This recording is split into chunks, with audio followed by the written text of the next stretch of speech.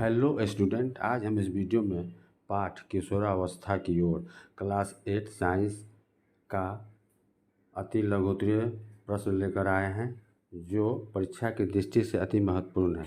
तो चले हम प्रश्न की ओर बढ़ते हैं। प्रश्न को देखते हैं, किशोरावस्था किसे कहते हैं। इसका उत्तर है वृद्धि एक प्राकृतिक प्रक्रम है, जीवन काल की वह अवधि जब शरीर में ऐसे परिवर्तन होते हैं जिसके परिणाम स्वरूप जनन परिपक्वता आती है, किशोरावस्था कहलाती है। अगले प्रश्न को देखते हैं, यौवनारंभ का सबसे महत्वपूर्ण परिवर्तन क्या है। इसका उत्तर लड़के और लड़कियों की जनन क्षमता का विकास। अगले प्रश्न को देखते हैं, यौवनारंभ की दिखाई देने वाली सबसे महत्वपूर्ण परिवर्तन क्या है। इसका उत्तर है लंबाई में एकाएक वृद्धि यौवनारंभ के दौरान होने वाला सबसे अधिक दृष्टिगोचर परिवर्तन है। अगले प्रश्न को देखते हैं, अंतःस्रावी ग्रंथियों को नलिका विहीन ग्रंथियां क्यों कहते हैं। इसका उत्तर है अंतःस्रावी ग्रंथियां हार्मोनों को नलिका से न निर्मोचित कर सीधे रुधिर प्रवाह में निर्मोचित करती है, इसलिए इन्हें नलिका विहीन ग्रंथियां भी कहते हैं। अगले प्रश्न को देखते हैं, किशोरावस्था में व्यक्तियों के चेहरे पर फुंसियाँ और मुहासे अधिक क्यों आते हैं।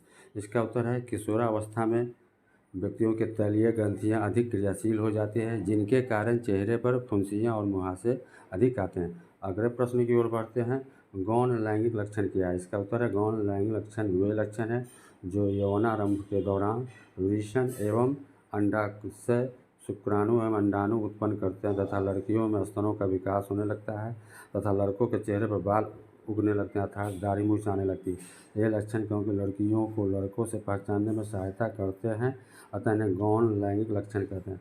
अगले प्रश्न को देखते हैं, शरीर में होने वाले परिवर्तनों के लिए उत्तरदायी अंतःस्रावी ग्रंथियां द्वारा स्रावित पदार्थ का नाम क्या है। इसका उत्तर है हार्मोन। अगले प्रश्न की ओर बढ़ते हैं, ऋतुस्राव क्या है, वर्णन कीजिए।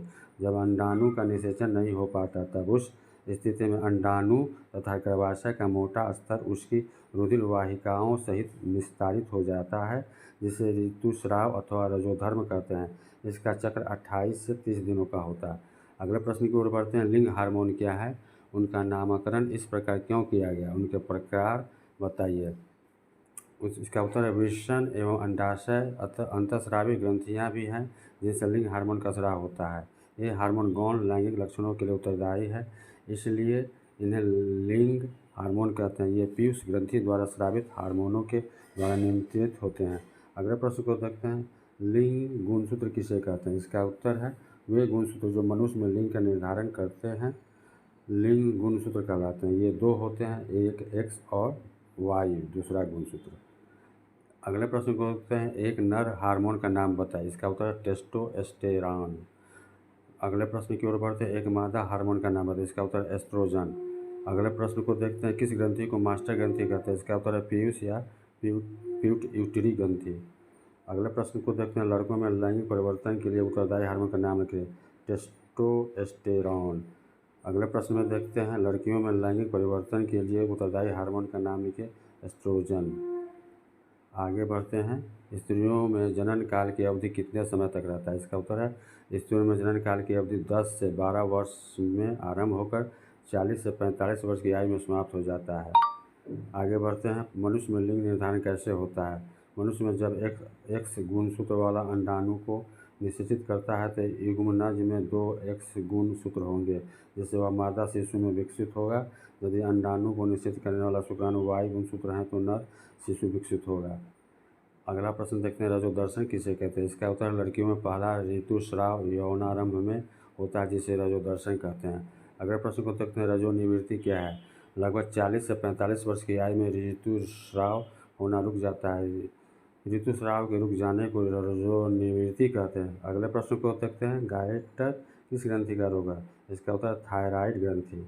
अगले प्रश्न की ओर बढ़ते हैं, किस पदार्थ की कमी से शरीर में गायटर रोग होता है। आयोडीन। वीडियो अच्छा लगे तो वीडियो को लाइक एवं सब्सक्राइब करें। अगले प्रश्न को देखते हैं, मधुमेह रोग का क्या कारण है। इसका उत्तर है मधुमेह रोग इंसुलिन हार्मोन की कमी से होता है। अगले प्रश्न को देखते हैं, सही विकल्प चुनिए। क में है, किशोर को सचेत रहना चाहिए कि वह क्या खा रहे हैं, क्योंकि पहला है उचित भोजन से उनके मस्तिष्क का विकास होता है। दूसरा है शरीर में तीव्र गति से होने वाले वृद्धि के लिए उचित आहार की आवश्यकता होती है। तीसरा है किशोर को हर समय भूख लगी रहती है। चौथा है किशोर में स्वाद कलिकाएँ भली भांति विकसित होती है। इसका उत्तर है दूसरा, शरीर में तीव्र गति होने वाली वृद्धि के लिए उचित आहार की आवश्यकता होती है। अगले प्रश्न को देखते हैं। ख का स्त्रियों में जनन आयु काल का प्रारंभ उस समय होता है जब उनके एक में ऋतुस्राव प्रारंभ होता है, दो में स्तन विकसित होने का प्रारंभ हो करते हैं, तीसरा में शारीरिक प्रहार में वृद्धि होने लगती है, चौथा में शरीर की लंबाई बढ़ती है। इसका उत्तर है एक, ऋतुस्राव प्रारंभ होता है। ग प्रश्न को देखते हैं। निम्न में से कौन सा आहार किशोरों के लिए सर्वोचित है? एक में चिप्स नूडल्स कोक, दो में रोटी दाल सब्जियां, तीन में चावल नूडल्स बर्गर, चौथा में शाकाहारी टिक्की चिप्स तथा लेमन पे। इसका उत्तर होगा दो, रोटी दाल सब्जियां।